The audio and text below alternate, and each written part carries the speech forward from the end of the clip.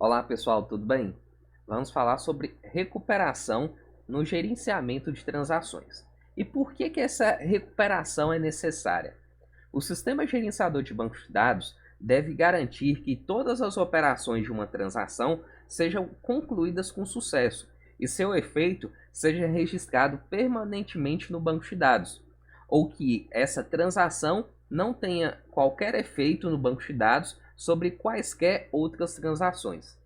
Uma transação pode ser considerada confirmada, ou seja, committed, ou abortada. Se uma transação falhar depois de executar algumas de suas operações, mas antes de executar todas elas, as operações já executadas devem ser desfeitas e têm um efeito duradouro. Então, no caso, se qualquer uma das instruções de uma transação falhar, eu vou apagar todas aquelas operações que foram executadas e eu vou voltar para o estado original ali do meu banco de dados antes da execução daquela transação.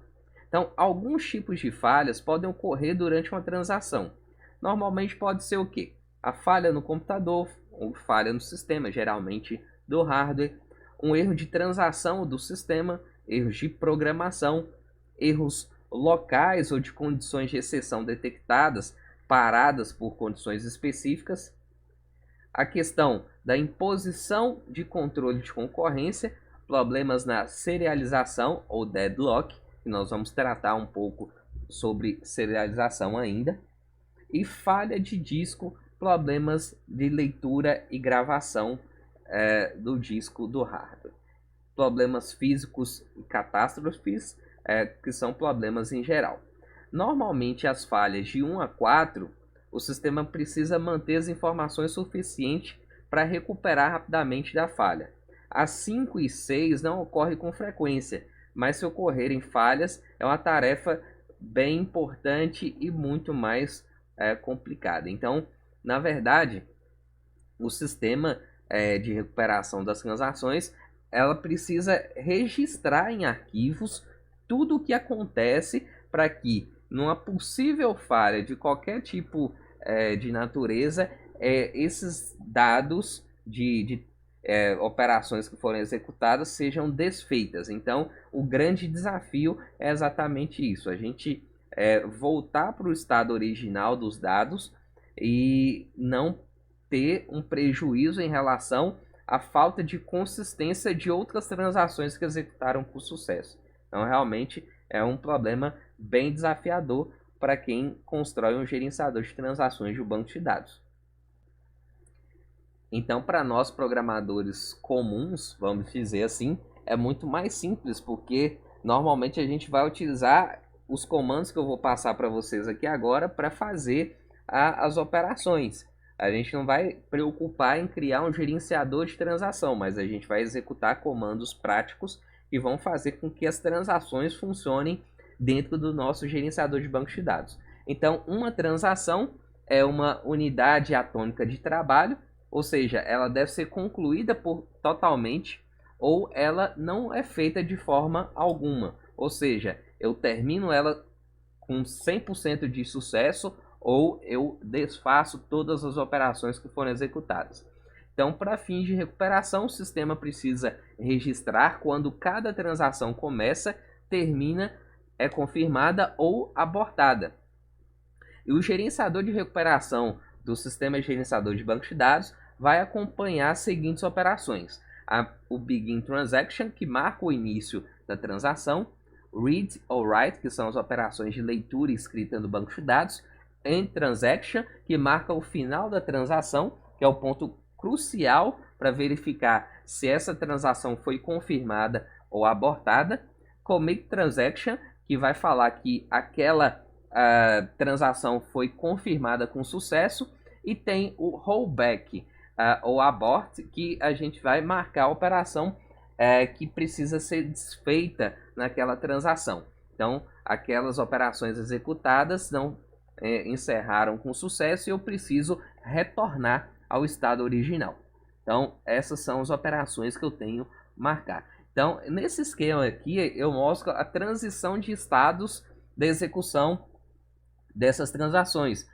Então a gente inicia o comando begin transaction, faz as operações de leitura e escrita dentro das operações do banco de dados. A gente vai utilizar o end transaction, que vai marcar parcialmente efetivada essa transação. E depois do comando commit, aí a gente finaliza e todos aqueles dados são realmente gravados no disco e aquela operação é encerrada. Agora, pode acontecer que no meio desse processo a gente iniciou lá a transação, fez algumas leituras e escritas, fez a finalização da transação e não aconteceu o commit, ou seja, não efetivou realmente aquela operação de transação. Houve um abort ali. Então, teve uma falha exatamente num período anterior à gravação dos dados. Então, a gente encerra com falha essa operação. E pode acontecer também que a gente inicia a transação, faz poucas operações de leitura e escrita e aborta por algum tipo de falha no sistema. Então, nesse caso, a gente nem chegou no final da transação e mesmo assim essa transação foi abortada. Então, tudo que foi feito na leitura e escrita de operações, a gente retorna ao estado original. Ok? Então, as transações ativas vão ser mantidas em registros em uma tabela do sistema, e assim que a transação é confirmada ou abortada, esse registro é removido. As transações com falha ou abortadas podem ser reiniciadas posteriormente de maneira automática ou por vontade do usuário, como uma transação totalmente nova. Então, esse registro é extremamente importante para se ter a recuperação dessa transação que houve falha. Então, para poder recuperar essas falhas que afetam as transações, o sistema mantém um log para registrar todas as operações da transação que podem ser necessárias para permitir a recuperação dessas falhas. Esse log é um arquivo sequencial de apenas inserção que é mantido no disco. E geralmente os protocolos de recuperação evitam a propagação de rollbacks. Assim, não existem que operações de leitura sejam gravadas no log. Ou seja, aqui no caso eu tenho que gravar essencialmente as operações que acontecem atualizações, inserts, updates, deletes, né? Então as operações de leitura não são necessárias para gravação nesse log. Então o log, se for utilizado para outras finalidades, como auditoria, todas as operações devem ser registradas. Então, nesse caso, o log pode também ter todas as operações gravadas. Então, uma coisa que é importante quando a gente fala de transação, e são propriedades desejáveis as transações, é que a gente chama de propriedades ACID. Então, esse A ele vem de atomicidade, que uma transação é uma unidade única de processamento, uma unidade atômica. Ou você executa tudo ou nada. Então, ela tem que ser executada 100%. A gente tem a consistência, ou seja, o gerenciamento da transação deve levar à consistência, fazendo com que o banco de dados tenha